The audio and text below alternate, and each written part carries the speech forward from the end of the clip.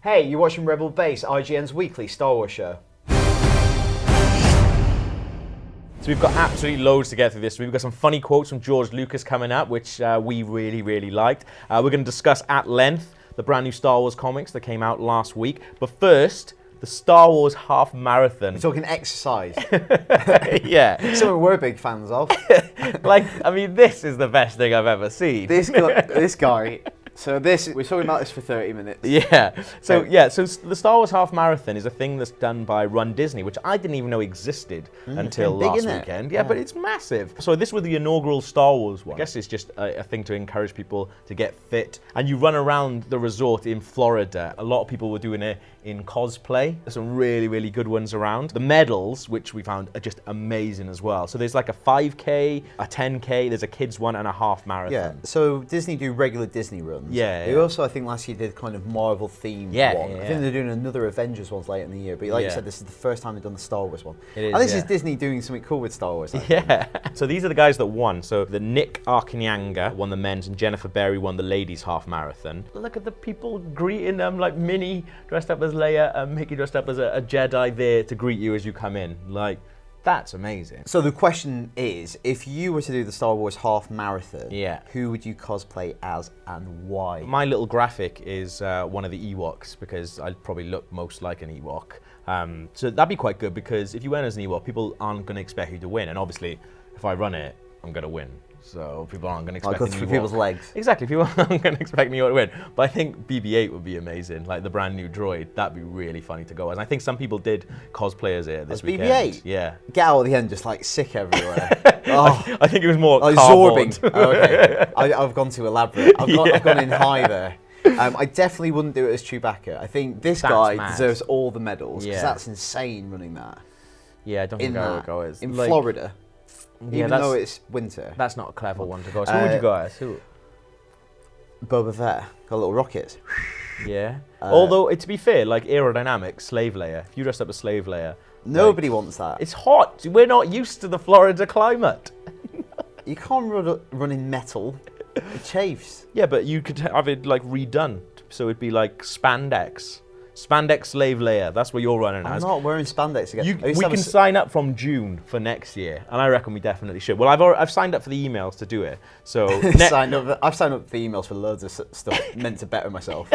Never end up doing it. So next year I'll be BB-8, you'll be Spandex Slave Leia running the marathon. Okay, so that's who we dress up if we took part in the Star Wars half marathon. Who would you dress up? Who would you cosplay while running around Disney World? Let us know anytime. rebelbaseign.com. Right, next up we've got some quotes from George Lucas, the man himself. He's been giving it all out on the internet. What is he doing? Well, he's doing a film. He's promoting another movie he's produced. Not a Star Wars film. No, Strange Magic, an animated movie. Good which for has him. the strap line, everyone deserves to be loved. Like, we're not George Lucas haters, but... No, we're going to get onto that now. It does feel like a little bit like, the one stupid Star Wars got this Strange Magic film going on anyway. I've got time for Force Awakens. So we've got two quotes that are really good. Yeah. The second one, I think you're going to have to read it out because it makes me laugh too much. Okay, yeah. So the first one, he was interviewed with Cinema Blend. Okay. And he was asked, is there anything that he planned or wanted to do with Episode 7 that has made its way into The Force Awakens? Right. He says he developed some ideas and he sold some to Disney, but this is quote, "The ones that I sold to Disney, they came up to the decision that they didn't really want to do those, so they made up their own. So it's not the ones that I originally wrote. So, yeah." So he had some ideas before they sold it, and then they bought it and go, yeah, we'll buy Star Wars off you. Oh, do you want these ideas as well? You keep all of them. Whack them in Strange Magic. How much do you want for Lucasfilm? Oh, well, we've got some Episode 7 ideas. George, this is a half-written Word doc. I'll share with you. Yeah, it's fine. It's absolutely fine. So, yeah, we knew this already. We knew that Yes. George Lucas didn't really have any input into the direction of Episode 7. This is going to go to a point that I think I've made in the first episode of Rebel Base, where I talked about how, it's very easy to slag off George Lucas, and I think some people get lured into that. And Definitely, that's not what this show's about. This show's about celebrating Star Wars, because we love Star Wars. And without George Lucas, there would be no Star Wars. Exactly, and the face of 20th century and 21st century popular culture would be entirely different without Star Wars. That's an episode that we should do. Like, what would happen if Star Wars didn't exist? Well, it's true though, because I remember saying this to an ex-girlfriend of mine, and she disagreed with you. That's why she's the ex. Yeah, we're not going to go into that. But if you think about it, you don't go through any day without encountering some kind of Star Wars reference. Like, if you kind of attune to it, it's everywhere. Yeah, but do you think that's because we work for IGN? Oh, do you think that's because we do a weekly Star Wars show? Yeah. Oh, this again. But yeah. I don't think people who work in like a paper merchant will be going on about Star Wars as much as we do. No, sure. We're getting on with this. So we talk about.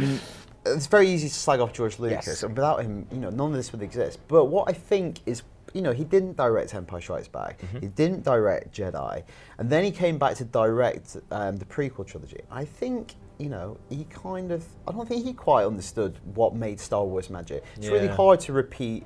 The winning formula of those original movies, and he found it hard to do in those prequels. Yeah, and I think that kind of ties in to the next one. Quote. Yeah, so he is also speaking to Screen Rant, and he said that he's looking forward to seeing the films as a fan for the first time. So it's the first time he's not going to be seeing anything before he sits down in a cinema like regular Joe show like us. And the quote is amazing. I haven't seen anything. I mean, I saw the trailer, it looks great. It looks interesting. But as I've said before, one thing I regret about Star Wars is I never got to see it, I never got to be blown away by the big ship coming over the thing or anything. But this time I'm going to be, because I have no idea what they're doing. I never got to be blown away by the big ship coming over the thing. Or anything.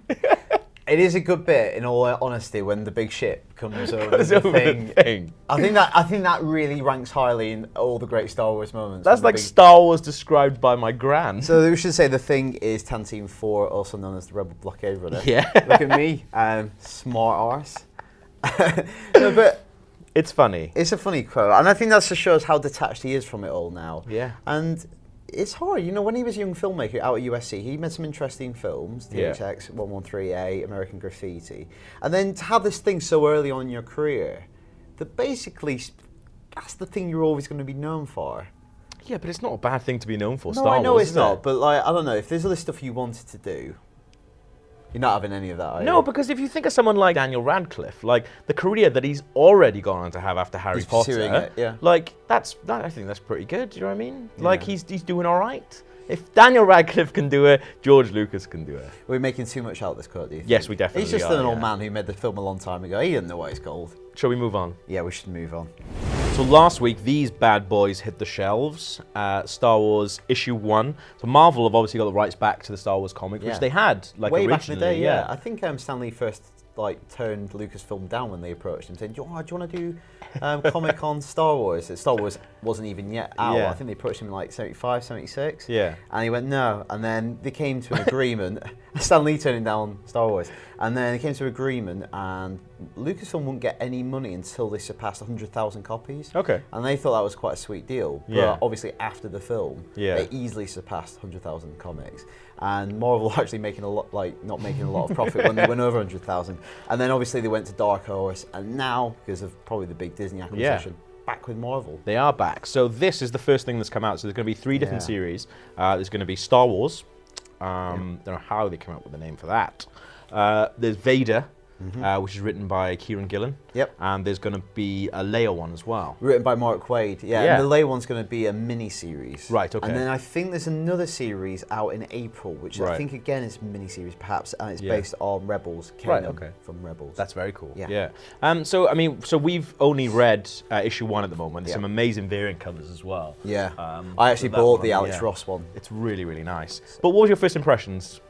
So we reviewed it. We gave it an 8.5 on the site, and it was the very first video review of a comic. Yeah. So I really enjoyed it. I'm looking forward to reading more. Yeah. It's going to sound such a painfully obvious thing to say, but it's very Star Wars. Yeah. Like they really cement on that. Like the way that it opens, it's got the crawl. They try to reproduce. I actually got the crawl. Yeah. Yeah. They try to reproduce the experience of sitting down to watch the Star Wars movie, and it's got the big Star Wars, flash it up, and it kind of introduces everyone. It gets everyone in there. It gets them saying lines. You get a bit of lightsaber action. I think it kind of ticks all the boxes for an issue 1. Yeah, I think so. I mean, like, I have to say, like, I read it on the tube, and yeah, just to actually turn the page on a long time ago in a galaxy far away, and then Star Wars.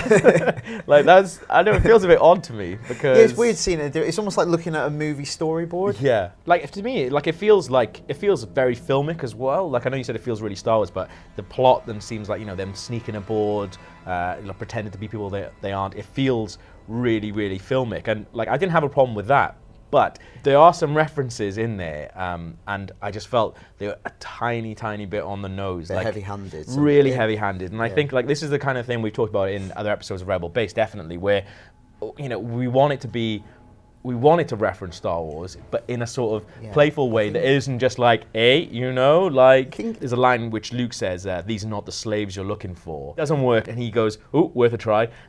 For me, that almost seems like Jay and Silent Bob Strike Back-esque. Like he's sort of like winking at the camera, sort of thing. That line falls a bit flat, because if you think about the logic of the films, Luke won't attach particular significance to that line being cool, because it's something Ben just said a long time ago. Yeah.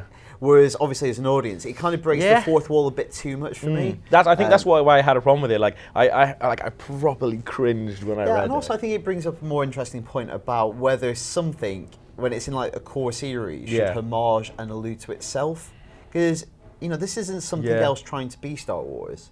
It is Star Wars. Yeah, exactly. So it shouldn't. I don't think it should feel under the pressure to kind of refer back to itself. No, definitely not. Because it can, if it wants to, push the story in new directions. Yeah, completely. And contribute new lines to the universe. I think like homaging is something you do when you like reach outside of yourself. The thing that's in my head is Tom Felton's lines in Rise of the Planet of the Apes, because he's got the original Planet of the Apes lines. And it really is horrible to hear those. Like it makes me cringe when I watch them in those films, and I think, you don't need it. You really, really don't need it, for the reason you said, which is a really, really good point. Yeah, there's no reason for that character to have any awareness of that line. Exactly. Yeah, it's weird. Yeah, it's really strange. So I really hope that, you know, they sort of lighten up a little bit on that. But it's the first issue. And I think they just want to like press those buttons. That's what you want to do in issue 1. You want to like appease everyone. Yeah. You want to keep people happy. You want to get those like little kind of references or whatever. You go, this feels like Star Wars. Yeah. And that's a really easy way to do it, especially in a short form medium like a comic book. But what I'm really interested in is more how the comics interplay, because you know, for a while I think it will operate its own thing, and eventually you might get those kind of bits of cross-pollination. I'm really interested about the Leia spin-off series, but also Kieran Gillen's Vader, which comes out next month, because that's set at the same time period as this comic. And I guess they're going to intertwine and intersect, but also just villains are fun. We've got quite a cool thing coming up as well with Kieran Gillen. So we're going to get him in for an entire IGN UK podcast. But one of the cool thing is, obviously, he's going to come in and talk about games. He's a huge gamer, and you know, very recently started writing comics. Yeah, a lot of Marvel stuff. Really cool. And he's almost like becoming Marvel's go-to guy now for all this cool stuff. And I read somewhere that, you know, he initially said no to Vader, and they sort of really pursued him. And then got him on board. So we'll be talking to him about all kinds of stuff. We'll have him for a good few hours. But we want you guys to send in some questions for him. Lots of questions. Yeah, so if you have any questions for Kieran Gillen, who has written Vader and written some amazing stuff. If you haven't read Wicked and Divine, it's a really, really cool comic. You should go definitely read that. So if you have got any questions for Kieran, then shoot me over to rebelbase@ign.com. Oh, so that's it for another week. Another episode over. Until next week, for everything on Star Wars, stay right here on IGN.